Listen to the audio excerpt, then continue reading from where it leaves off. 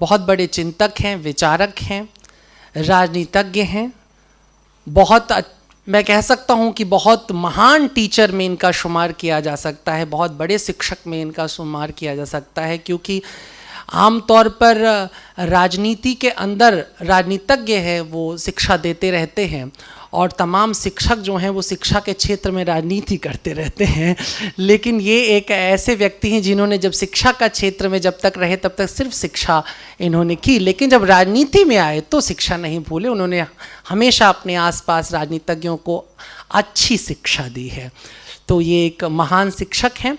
और उन सब के ऊपर जो मैं बार बार कहता हूँ कि जब भी मैं सच्चरित्र व्यक्तियों के बारे में सोचता हूँ मौजूदा समय में, तो उनमें हमेशा उदय जी उसमें होते हैं और वास्तव में एक चरित्रवान व्यक्तित्व हैं, ये एक महान चरित्र हैं ये। और अब तक इतने खूबसूरत इसलिए दिखते हैं क्योंकि इतने खूबसूरत हैं ये, और सीरत तो बूढ़ी नहीं होती ना, चेहरा इसलिए अब तक इतना मासूम और खूबसूरत बना हुआ है। नहीं, हकीकत है ये।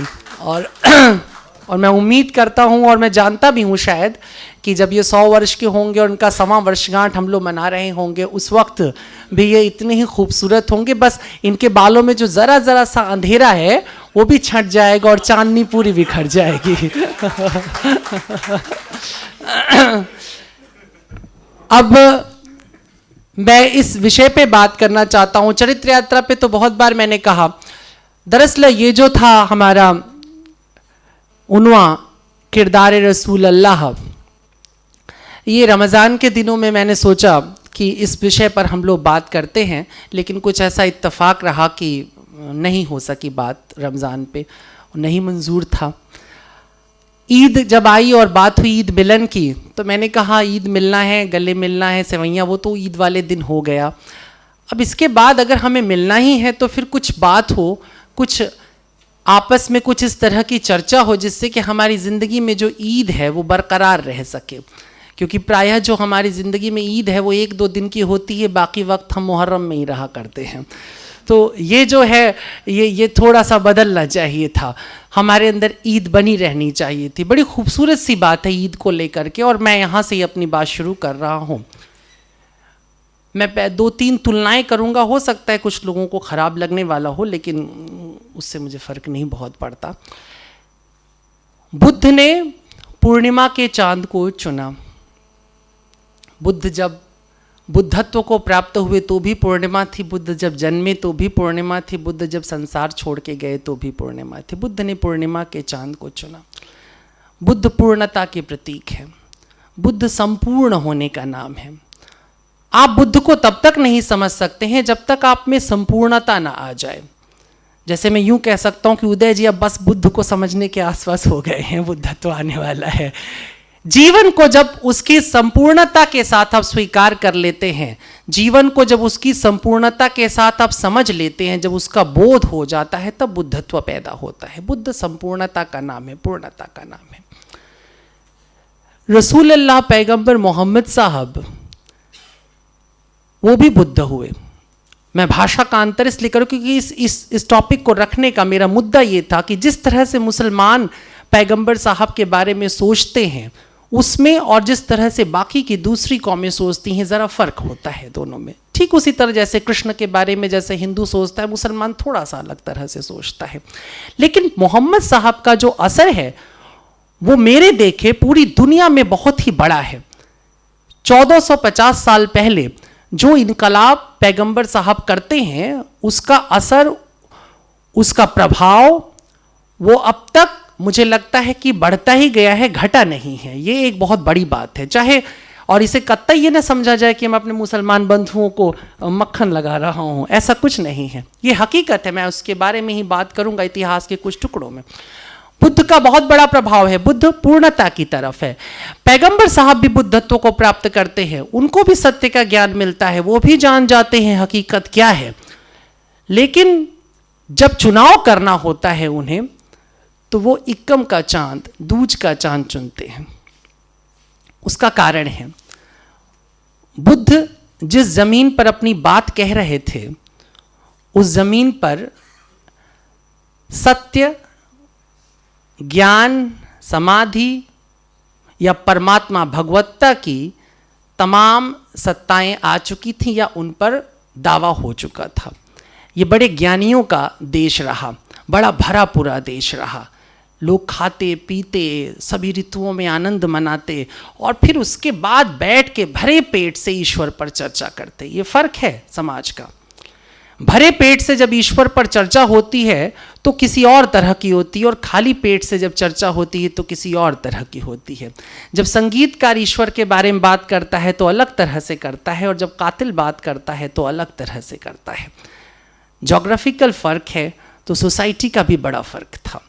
बुद्ध जिस जगह थे, ऐसा नहीं कि वहाँ पे इंसान के अंदर खराबियाँ और खामियाँ नहीं थी, बहुत थी, लेकिन फिर भी कहीं ना कहीं भारत के अंदर एक ऐसा माहौल था जिसे हम स्पिरिचुअल या आध्यात्मिक माहौल कह सकते हैं। यहाँ सीधे सीधे एमए और पीएचडी की पोएट्री सुनाई जा सकती थी और समझाई जा सकती थी। लेकिन पैगंबर साहब जहाँ पर आ रहे थे, उस इलाके के ऊपर खुद इस्लाम के स्कॉलर्स कहते हैं कि वो जाहिलों की दुनिया थी, जहालत थी, अंधेरा था, मूर्ख थे चारों तरफ। हम लोग जिसे मूर्ख कहते हैं, जो करुणामय हृदय होता है, वो उसे मूर्ख नहीं कहता, अबोध कहता है। वो उसे बच्चे की तरह देखता है। बच्चा कितना भी उत्पात मचा दे, लेकिन माँ जो होती है उसके अंदर एक ममत्व होता है। बच्चा गोद में लैट्रिन कर दे, पेशाब कर दे, फिर वो साफ करती, बच्चे को उठा के पटक नहीं देती है। लेकिन अगर कोई आया हो जिसे कम पैसे मिल रहे हो तो पटक देगी, कहेगी वो छूट गया माता जी गोद से बच्चा अचानक। तो भारत की स्थिति अलग थी और वहां की अलग बात थी, और पैगंबर साहब के भीतर जो हृदय था वो ममत्व से भर गया था। कोई भी जो ईश्वर के साथ जुड़ जाएगा वो ममत्व से भर जाएगा। ममत्व आ गया। जब ममत्व आ गया तो कोप नहीं हुआ। इसलिए देखिए, 2 बार ये बात हो गई, मैं फिर रिपीट कर देता हूं कि फारहान की पहाड़ी पर चढ़ करके उन्होंने पूछा, हुक्म नहीं दिया, बड़े दावे से नहीं कहा, मान लो नहीं बोला। उन्होंने कहा कि देखो, तुमको ऐसा लगता है कि मैं सही बोलता हूँ? लोगों ने कहा हाँ सही बोलते हैं आप।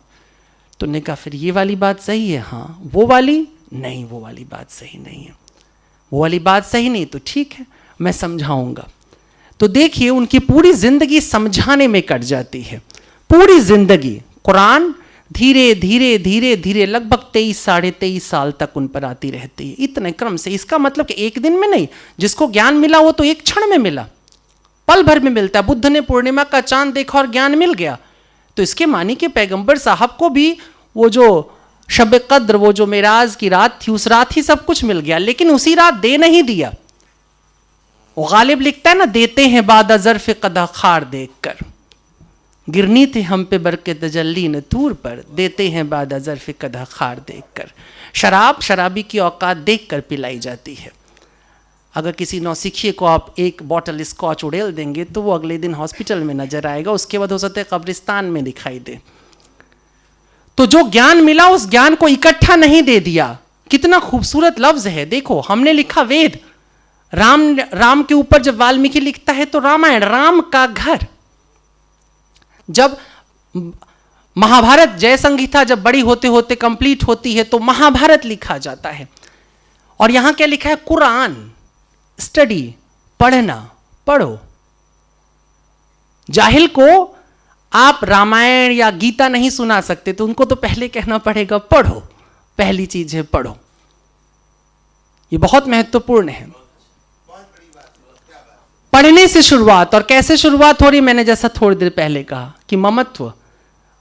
बाप होता है तो थप्पड़ उपड़ मारना शुरू कर देता है, लेकिन माँ सिखाना शुरू करती है, वो सिखाती है। तो पैगंबर साहब ने वही भूमिका फिर निभाई, सिखाने की प्रक्रिया में आ गए। उनका सीखो। अब सीखना है तो पहले दिन से सीखना पड़ेगा, एक से सीखना पड़ेगा, इक्कम से सीखना पड़ेगा। वो पूर्णिमा पे बात तो जाएगी नहीं ना।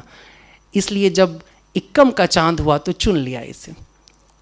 अब ये चांद तुम्हारा प्रतीक बन गया। जिस दिन तुमने कलमा पढ़ा तुम इक्कम के चांद हो गए। अब ये चांद है और इक्कम का हो गया तो ये अपना सफर पूरा करके रहेगा और एक दिन ये पूनम का चांद बन ही जाएगा। ये इसकी खासियत है। तो पैगंबर ने वो रास्ता दिखाया जिसमें से कोई भी हम में से जिसे कुछ भी नहीं आता है वो सब कुछ जान सकता है। वो बड़ा ही सरल, बड़ा ही सहल। लेकिन सरलता दुनिया का सबसे दुरूह रास्ता बन जाती है, सबसे दुरूह विषय बन जाती है। सरल होना सबसे कठिन है। इसलिए इस्लाम कहीं ना कहीं बड़ा कठिन लगता है। पैगंबर साहब, जैसा मैंने कहा ममत्व, उसी बात पर एक बात कह रहा हूं जिसको मैंने कहा कि अभी बुद्ध से तुलना की मैं दूसरी तुलना कर रहा हूं। पैगंबर साहब को गए कई बरस गुजर गए, लगभग 800-700 साल गुजर चुके थे। भारत में एक आंदोलन खड़ा होता है जिसे हम कहते हैं भक्ति आंदोलन। रसखान हैं, तुलसी हैं और मीरा हैं। यदि मुझे संसार में परमात्मा के दो भक्तों का चुनाव करने के लिए सिर्फ कहा जाए, दो ऐसे भक्त जिन्होंने परमात्मा के लिए सर्वस्व निछावर कर दिया, तो मैं उनमें दो नाम चुनूंगा, एक मीरा का और एक रसूलुल्लाह मोहम्मद साहब का।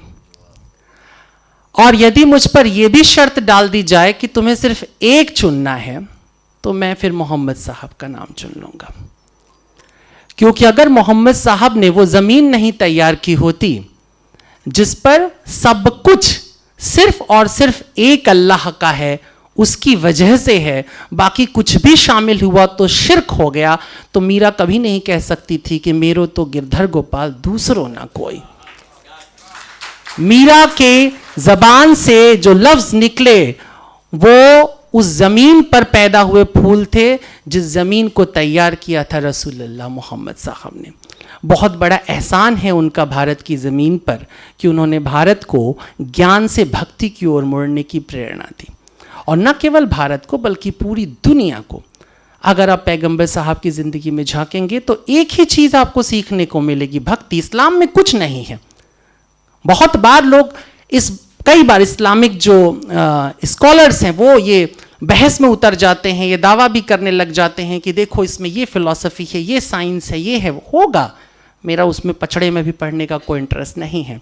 लेकिन मैं बार बार ये कहता हूं कि इस्लाम को इन सब चीज़ों की ज़रूरत नहीं है, कतई ज़रूरत नहीं है कि उसमें इन सब पचड़ों में पढ़ा जाए और आप उसमें साइंस और उसके अंदर आप दर्शन खोजें।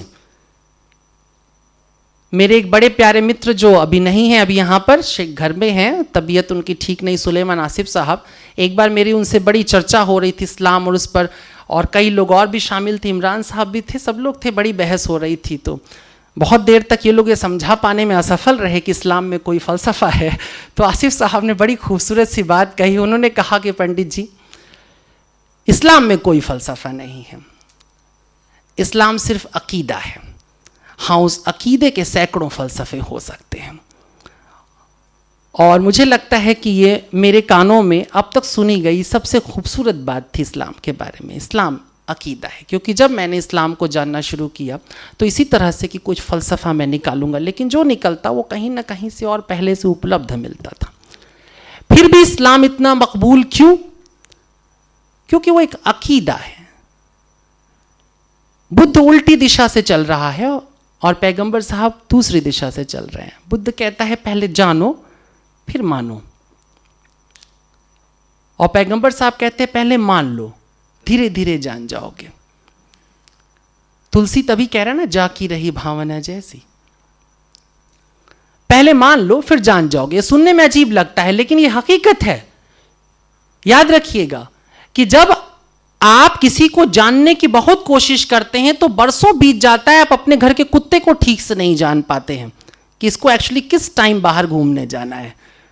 कभी 5 बजे, कभी 7 बजे, कभी 6 बजे, नहीं जान पाते। आप अपने घर के कुत्ते को नहीं जान सकते हैं। आदमी को जानना तो दूर है। यहाँ मुझे लगता कि जितने भी शौहर और बीवियाँ बैठे होंगे उनमें से कोई भी एक दूसरे को आज तक जान पाया होगा पूरी तरह से। साथ साथ है, जान पाना, एक व्यक्ति द्वारा दूसरे व्यक्ति को जान पाना असंभव है तब तक जब तक एक व्यक्ति को दूसरे व्यक्ति से पूरा प्यार ना हो जाए। जैसे ही तुम किसी व्यक्ति के प्यार में डूबते हो तुम उसे पूरा जान जाते हो। माँ सोए सोए जान जाती कि मेरे बच्चे को भूख लग गई है, वो जाग जाती, गहरी से गहरी नींद से उठ जाती है। ये अकीदा होता है।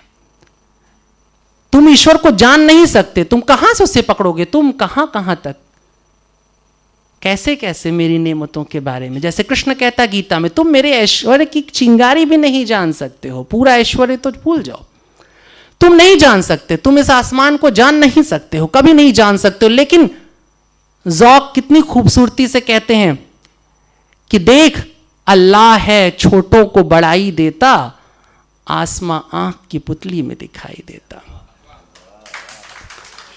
आप जब मोहब्बत में पड़ जाते हैं, श्रद्धा में पड़ जाते हैं, अकीदे में आ जाते हैं, जब आप किसी के प्रेम में गिर जाते हैं तो आप संपूर्ण हो जाते हैं। जानत तुम्हें तुम्हें हो जाई, जैसे ही जाना सब कुछ जान लिया, प्यार में गए और सब कुछ। तो कृष्ण को क्या मीरा को आता था? न शास्त्र आते थे, न वेद का पता था, कुछ नहीं पता था, मगर मीरा के घुंघरू से जो छन छन गूंजती है वो 1,00,000 शास्त्रीय पंडितों का सिर झुका सकती है, क्योंकि वो प्रेम में डूबी हुई गूंज है। और वही गूंज जब आप सिर्फ एक लफ्ज सुनते हैं, एक लफ्ज ला इलाह, तो उसके साथ सारी बातें खत्म हो जाती हैं। ला इलाह, बाकी सब बातें जोड़ते रहो, उसमें भी ला बड़ा कीमती है, ये बहुत जरूरी है। अच्छा, कई बार इस्लाम बड़ा नकारात्मक सा लगता है इनकार करके रखा है सबसे। ऐसा नहीं है, स्वीकृति है, पर थोड़े से अलग तरह से स्वीकृति है। एक बात और कहना चाहूंगा, वैसे यहाँ पे इतने बड़े बड़े इस्लाम के अब स्कॉलर्स बैठे हैं, बड़े लोग बैठे हैं, फिर भी मैं एक काफर के तौर पे जितना जानता हूँ इस्लाम को उस पर मैं कहना चाहूंगा कि यदि मुझे कहा जाए कि इस्लाम को समझाइए, कितने वक्त में आप समझा सकते हैं, कितना समय लगेगा समझाने का, या कैसे समझते हैं आप, वो ही बताइए, तो मैं कहूँगा मुझे इस्लाम को समझने में सिर्फ 2 लफ्ज़ों की ज़रूरत पड़ी और समझाने में भी केवल 2 लफ्ज़, सिर्फ 2 लफ्ज़। और मुझे लगता है पूरा का पूरा इस्लाम और पूरा का पूरा मोहम्मद साहब का कैरेक्टर इन 2 लफ्ज़ों में आके सिम, क्योंकि मोहम्मद साहब का कैरेक्टर अकेला कैरेक्टर नहीं, हर सच्चे मोमिन का कैरेक्टर वही होगा जो मोहम्मद साहब का है। और यदि वो नहीं है तो मुझे लगता है वो दूज से तीज का, तीज से चौथ का चांद हो चुका है, अभी वहां नहीं पहुंचा है जहां पहुंचना है। 2 लफ्ज़ हैं, एक लफ्ज़ है इंशाअल्लाह। आमतौर पर ये तकिया कलाम की तरह मुसलमान इस्तेमाल करता है, कहता है इंशाअल्लाह, और ख़ासतौर पर जब उसे पैसे वैसे वापस करने हो तो ज़रूर बोलता है इंशाअल्लाह कल दे दूंगा, आप समझ लेना कल तो नहीं मिलेगा लेकिन उस मुसलमान के पास आते हैं जिसने दिल से कहा इंशाअल्लाह, और दिल से कहता है इंशाअल्लाह। इंशाअल्लाह के मानी अगर ईश्वर ने चाहा तो, वो सिर्फ पैसे के मामले में नहीं कहेगा, उसके सबसे अजीज़ की अगर सांसें उखड़ रही होंगी तो भी वो यही कहेगा इंशाअल्लाह दवाइयाँ काम कर जाएंगी। आप समझ रहे हैं? यहाँ तो तब नहीं होता है, तब तो होता डॉक्टर साहब बचा लो बचा लो बचा लो, किसी तरह बचा लो। तब सारा अकीदा डॉक्टर साहब की ओर होता है, हेरिटेज की ओर होता है, बड़े बड़े हॉस्पिटल की ओर होता है। अकीदा वहीं पे देखा जाएगा। इंशाअल्लाह जब तुम कोई बड़ा काम कर देते हो कि बहुत बड़ा भारी काम मैंने कर दिया, तुमने कैसे कर दिया? इंशाअल्लाह। इंशाअल्लाह ईश्वर ने चाहा तो मैं ये करके दिखा दूंगा, ईश्वर ने नहीं चाहा तो नहीं हो सकता। देखो ये सुकून है, बहुत बड़ा सुकून है। ये कहाँ है? गीता में कृष्ण कहता है कि तुम क्या कर रहे हो अर्जुन?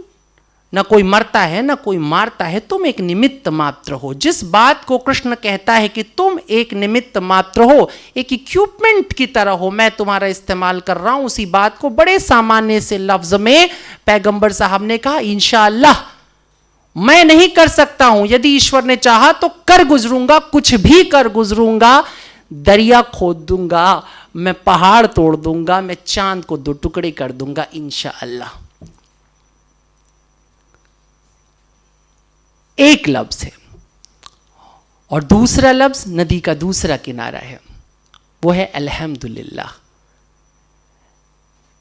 जब भी कुछ अच्छा हुआ, जब भी कुछ बेहतर हुआ, जब भी कुछ घटा और लोगों ने तुमसे आके तारीफ की कि बड़ा अच्छा काम तुमने किया, तो तुमने कहा शुक्र अल्हम्दुलिल्लाह। मैंने नहीं किया, वो ईश्वर का शुक्र है, उसने कर दिया। देखो शुरुआत भी हुई कि ईश्वर ने चाहा तो, और खत्म भी हुई तो ईश्वर ने चाहा था इसलिए। इसके मानी तेरी रजा मेरी रजा, तू ही मेरा काजी, जो तुमने तय किया बस वही मैंने जिया, जो तुमने दिया उतनी ही सांसें मैंने ली। वो है ना, मेरी उम्र तो एक मियाद है तेरे कर्ज के जो चुका नहीं। जो तुमने दिया है, जैसे दिया है मैंने वैसे जिया है। जब तुम जिंदगी को इस तरह से अपना लेते हो, जब तुम जिंदगी को इस तरह से स्वीकार कर लेते हो कि सिवाय ईश्वर के कोई नहीं है जो कुछ भी करता है, कोई नहीं है। कोई नहीं का मतलब ये मत समझना कि ओमा जी नहीं कुछ करते हम तो कर लेते हैं कुछ कुछ। ये तुरंत होता है। सामने जब लड़ाई बोले कि तुम कुछ करने लायक थोड़ी ना, जो भी देगा वही खुदा देगा, आदमी आदमी को क्या देगा, ऐसा नहीं है। बल्कि दूसरों के लिए बड़े शुक्र हैं, बड़े एहसान माने जाते। इस्लाम ने एहसान मानना सिखाया है पूरी दुनिया को, ये समझ लीजिए। एहसानमंद रहो, हर बात पे एहसान मानो। लेकिन हम इस मामले में बड़े खराब हैं, एहसान फरामोश हैं। हम एहसान नहीं मानते हैं, हम तुरंत कहते रहे आपने क्या दिया। अगर सामने बोल भी दिया शुक्रिया तो बाहर निकल कहते मेरी तकदीर में था, मिल गया, मैंने किया। लेकिन पैगंबर साहब ने सिखाया तुमने कुछ नहीं किया, इंशाअल्लाह, अल्हम्दुलिल्लाह, ये दो लफ्ज अगर कोई भी जीने लगे तो वो कहीं ना कहीं किसी न किसी तरह से मोमिन हो जाएगा। याद रखिए, आप मुसलमानों की भीड़ में शामिल हो या ना हो, लेकिन अगर आपका अकीदा यहां है तो जन्नत आपको भी मिलेगी। नहीं, वैसे तो कोई नहीं जानता है, मौलाना साहब भी नहीं बता सकते जन्नत किसे किसे मिलेगी, वो तय वही करेगा, वो जो रोजे महशर होगा। पैगंबर साहब की जिंदगी की 3 बातें बड़ी खूबसूरत हैं और बड़ी कीमती हैं, जिसे पूरी दुनिया, जिससे मुझे लगता है मुतासिर होती है। उसमें पहली मैंने कह दिया कि ईश्वर में अगाध निष्ठा, ईश्वर के अतिरिक्त कुछ भी नहीं है। ये पहली बात है जो उनके कैरेक्टर से हमने सीखी है और पूरी दुनिया को सीखना चाहिए, सीखती है। मैं कई बार कहता हूं कि भारत में जिस देवता की हम अब पूजा करते हैं, दरअसल वो इस्लामिक गॉड है। उस ईश्वर को भी कहीं ना कहीं से हमने इस्लाम से सीखा है। वो गॉड वैदिक नहीं है, अभी कुछ अलग है। हम मूर्तियां बना के रखते हैं, बात अलग है, लेकिन वो मूर्तियां कुछ ऐसे से हजी कहता है, यहां तो हर घर में एक काबा होता है। हम उसी तरह से अब दुनिया को देख रहे हैं। हमारे पास एक ईश्वर है जो सजा भी देगा और हमें जजा भी देगा, हमको उससे फैज भी मिलना है, सब होना है। तो एक चीज है ईश्वर के प्रति 100% आस्था, और दूसरी बात जो उनसे सीखने जैसी है, मुझे लगता है कि अरब की उस जिस जगह की अभी आप चर्चा कर, बहुत अच्छी बात थी कि आपने सबसे पहले औरतों की दुर्दशा पे बात की थी। मैंने इस बात को कई बार कहा है कि यूं तो मेरा शादी ब्याह से सख्त विरोध है, मुझे लगता है ये दुनिया की सबसे ही बकवास परंपरा है, इसे खत्म हो जाना चाहिए। लेकिन फिर भी अगर कभी मेरा दिमाग फिर जाए और मुझे सचमुच शादी ब्याह करने की नौबत आ जाए तो मैं हमेशा निकाह चुनूंगा, क्योंकि बड़ा खूबसूरत है। हिंदू क्या बड़ा झमेला है, वो एक साथ घुमा देते हैं आंख के चारों तरफ, 7 जन्म के लिए एक आदमी के साथ आपको बांध देते हैं, बड़ी मुसीबत है, छूट नहीं सकते। जहन्नुम हो जाए जिंदगी लेकिन रहना वही है तुमको। ईसाई लोग भी हाथ हाथ पकड़ कहते टिल डेथ, मरने तक हम साथ साथ रहेंगे। देखो ये सुनने में बड़ा अच्छा लगता है, जीने में बड़ा मुश्किल है। कई बार एकदम से मन बदल जाता है। उदय जी एकदम चाव से सुन रहे हैं इस बात को।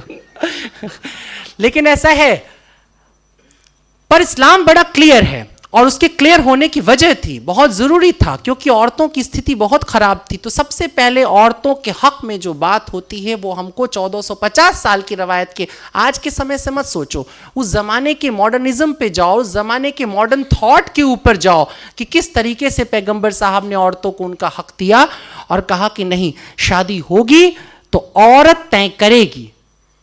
तय करेगी माने वो कबूल है बोलेगी तो कबूल, नहीं बोलेगी तो नहीं।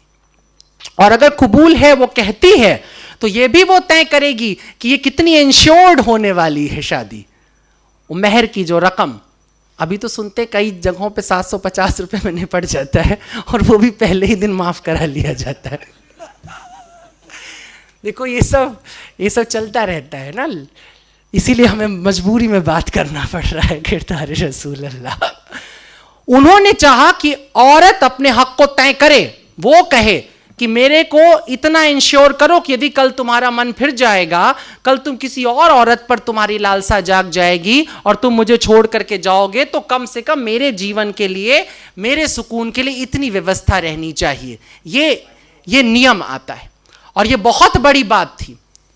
आज जिसकी हम बात करते हैं, शादी ब्याह में अब कोर्ट जैसे बातें करता है कि नहीं भाई औरत को उसका हिस्सेदारी दे दो, ये कर दो, वो कर, ये 1450 साल पहले सोचा जा रहा है। उस जगह जहां पे बेटी को पैदा होते ही जमीन में दफन कर दिया जा रहा है, जहां दामाद बनाना वो एक तरह से गाली की तरह हो जाता था, ये हालत जहां पर थी, जहां तमाम खूबसूरत लड़कियां लौंडियों की तरह रख ली जाती थी, उठा ली जाती थी एक जगह, और वहां पर यह नियम आता है। बर्नार्ड शॉ की आपने बात की, बर्नार्ड शॉ ने 2 लाइनें कही थी, एक लाइन आपने कहा था, मैं दूसरी लाइन के साथ बोलूँगा। उन्होंने कहा था कि इस्लाम दुनिया का सबसे खूबसूरत मजहब है और मुसलमान बदतरीन, सबसे बुरे लोग हैं। ये सुनने में कितना भी खराब लगे, लेकिन ये मजबूरी होती है। स्टेटस के साथ तुम्हें काउंट किया जाता है। तुम दावा करते हो कि तुम्हारे पास बेहतरीन सबसे बड़ा ज्ञान है, दुनिया का सबसे बड़ा ज्ञान तुम्हारे पास है, और अगर तुम उसके बाद जरा भी ओछी हरकत करते हो तो तुम सबसे पहले काउंट किए जाओगे, क्योंकि तुमने कलमा पढ़ा है, तुमने कहा है कि मैं नहीं मानूंगा किसी और को सिवाय अल्लाह के, मैं झुका रहूंगा उसकी बारगाह में, और जो झुका है अल्लाह की बारगाह में, उसके सामने जो सिजदे में पड़ा हुआ है, क्या तुम्हें लगता है कि वो इंसान कोई गुनाह करने निकलेगा, किसी का कत्ल करेगा, किसी को परेशान करेगा? ऐसा नहीं हो सकता। मगर तेरा दिल तो है सनम आशना, तुझे क्या मिलेगा नमाज में? सिजदे में सिर झुके तो कुछ नहीं है। दुष्यंत कुमार की पंक्ति, ये सारा जिस्म झुककर बोझ से दोहरा हुआ होगा, मैं सिजदे में नहीं था आपको धोखा हुआ होगा। अरमानों के बोझ, ख्वाबों के बोझ, तमन्नाओं के बोझ, लालच के बोझ हमारी रीढ़ पर गिरते हैं और हम झुक जाते हैं और हम कहते हैं हम सिजदे में चले गए थे। खलील जिब्रान की एक बड़ी खूबसूरत लाइन है और वो कहता है कि न मालूम क्या हैरत अंगेज बात है कि कुदरत में वो सब जिनकी रीढ़ नहीं होती उनकी खोल बड़ी मोटी होती है। इस्लाम ने कहा कि खोल पतली सी हो, रीढ़ मजबूत हो। सिजदे में जाना हारना नहीं होता है, सिजदे में वो जाता है जो बड़ा ताकतवर हो, और ताकत सिर्फ एक चीज़ की हमारे पास है, ईमान की, और कुछ नहीं। किरदार की ताकत से बड़ी कोई ताकत नहीं, चरित्र की ताकत से बड़ी कोई, तो और सिर्फ चरित्रवान आदमी ही सिजदे में जा सकता है। हम बहुत खुश हैं उसे देख के, इबादत का फरेब, वो भी पर खूब समझता है खुदा है वो भी। आप 100 बार ऐसा सोच लें कि आप ईश्वर के दरबार में आप घंटी बजा रहे हैं, आप जगराता, आप तो जगराता हो। कल रात माता का ईमेल आया है, वैसे भी गाने बोल रहे हैं। अच्छा, इस मामले में बड़ा मुसलमान हूं, क्योंकि हिंदू लोगों के भजन बड़े खराब होते हैं। माँ मुरादे पूरी कर दे, हलवा बांटूंगी। अब बताइए क्या मामला, हलवे से बटाया जा रहा है। कम से कम सूफी कव्वालियों में अभी भी जिंदगी होती है, गहरी बातें सुनने को मिलती है। ये ज़मी है मोहब्बत की, यहाँ मना है खता करना, सिर्फ सिजदे में गिरना है और अदब से दुआ करना। आप दुनिया में किसी भी रिलीजन में हो, किसी भी धर्म में हो, अगर आप ईश्वर के सामने झुक रहे हैं तो तय करना कि आप झुके थे कि आपकी जरूरत झुकी थी, आप झुके थे कि आपकी रवायत झुकी थी। दोनों बातें तय करना। कई बार रवायत वाले बच जाते हैं, परंपरा से 5 वक्त नमाज पढ़ रहे हैं। क्यों पढ़ रहे हैं? क्योंकि पढ़ना चाहिए। ठीक है, मैं ये नहीं कह रहा हूं कि बुरा है, पढ़ो, किसी तरह पढ़ो। मैंने कहा ना, मान लो फिर जान जाओगे। लेकिन अगर सचमुच नमाज पढ़ने में तुम्हें मजा आने लगा, आनंद आने लगा, रस आने लगा, और फिर तुम डूब जाने लगे, तो समझना अब तुम हो गए हो इस लायक कि तुम नमाज में जा रहे हो और तुम सिजदे में जा रहे हो। बादशाह अकबर सिजदे में था, शाम का वक्त है, नमाज के लिए झुका हुआ था। कोई पायल खनखनाती हुई एक आवाज़ आई और वो टकराई बादशाह से और गुजर गई। बादशाह ने नमाज पूरी की और घोड़ा उठाया और दौड़ पड़ा उस आवाज़ की तरफ। दौड़ता दौड़ता दौड़ता दौड़ता पहुंचा और आखिरकार उसने देखा एक बदहवास सी लड़की भागी जा रही है। बादशाह ने उसे पकड़ लिया, पकड़ करके उससे कहा कि ये बता, तुझे इतनी तमीज़ नहीं है, कोई इबादत पे झुका हुआ है और तू पैरों से ठोकर मारते हुए चली गई। उस लड़की ने कहा, माफ़ कीजिएगा, मैंने देखा नहीं आपको। दरअसल नदी के उस पार मेरा प्रेमी इंतज़ार कर रहा है और रात ढलने से पहले मुझे घर भी लौटना है, तो मैं इसलिए जल्दी जल्दी भागे चली जा रही थी। उसने, तुझे अपनी प्रेमी की इतनी सुध है कि तू रास्ते में पड़े हुए इबादत में झुके हुए आदमी को नहीं देख रही? उसने बोला, वो छोड़िए, पहले ये बताइए कि आप किस तरह की इबादत में थे कि आपको पता था एक लड़की यहां से भागी हुई जा रही है? मैं तो एक ऐसे आशिक के साथ जुड़ी थी, एक ऐसी मोहब्बत, एक ऐसे महबूब के लिए दौड़ रही थी जो आज नहीं कल खत्म हो जाएगा, और आप तो एक लाफानी मोहब्बत में गिरे थे, आप कैसे उठ गए? दरअसल यही मामला है। हम लोग अपने आप से झूठ बोलते हैं, धोखा देते हैं, और तीसरी बात यही पैगंबर ने सिखाई थी, अपने आप से झूठ नहीं बोलना है, अपने से धोखा नहीं देना है। इसलिए जो 5 फराइज आप रखे उनमें से 2 बड़े कीमती हैं मुझे जहां तक लगता है। एक है नमाज और दूसरी है ज़कात। रोजा में भी आप धोखा दे लेंगे, बहुत लोग देते हैं मेरे जानने वाले, उसी दिन ठीक बीमार पड़ जाएंगे जिस दिन रमजान शुरू होगा। और कई बार घर से पानी वानी पी के निकलेंगे, कह देंगे हाँ जी रोजे में है, रोजे में। लेकिन ज़कात, अब एक बात समझना कि नमाज में जाने में तो मैंने ये बताया, ज़कात देने में सिर्फ कई बार ये मान लिया जाता है कि भाई इतने % बन रहे हैं, ये अपने में से निकाल। लेकिन अब जरा खेल देखो, वो ईद आने से पहले पहले खरीदारियां हो जाएं, कुछ ज़मीन खरीद ली जाए, कुछ ये खरीद, जितना घट जाए कहीं से पहले घटा लिया जाए, बचा लिया जाए। उसके बाद जिस चीज़ का तुम काम कर रहे हो सबसे